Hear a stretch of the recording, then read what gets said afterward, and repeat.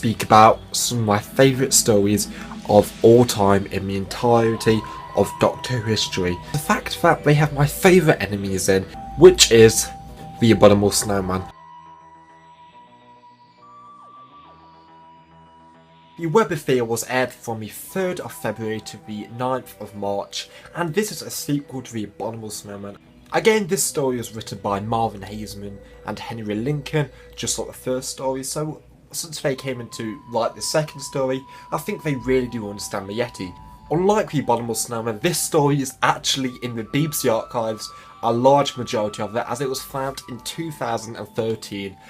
And that is absolutely fantastic. The only bad thing about it is episode 3 is currently still missing because there has been suspects and rumours. Apparently the episode was stolen and a private collector brought it just to have it for himself, for the fact that this episode introduced the Brigadier in Doctor Who, the first ever appearance, so that is sad. So let's talk about the Yeti again for the Web of Fear. Now, in this episode, the Yeti are even scarier than the Abominable Snowman. I think the shadows really work. The London Underground makes it absolutely terrifying for when they're walking down, especially with the web guns they've got, saying they can kill you just like that. So the Yeti are again so effective in the story.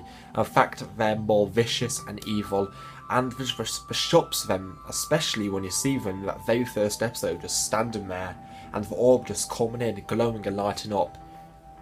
Again, the Yeti are fantastic.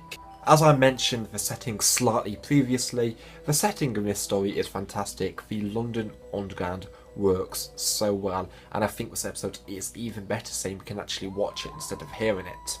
And I think, as I said before, the shadows really work and save us. And in the story, all these passages are constantly being blocked by the Yeti and the Great Intelligence. And so that makes it even scarier because as the story goes on, the more claustrophobic they get, and they have to always fight for their survival. And that's what is a massive pro to this story. And just like the Abominable Snowman, two massive characters return for the story. The first one, Professor Travis, he's a lot older in this story, as years have passed since we've seen him. He's gone slightly bonkers in the head, but he is still as lovable and as likeable as ever, and he is actually included with his daughter, who in my opinion is an incredibly strong female lead, who is a fantastic character in general. The second character returning is the Great Intelligence, and again, they work so well with this setting. The Great Intelligence are threatening and scary. In fact, you can't even see them. The fact that they can take over anything in general makes them even scarier.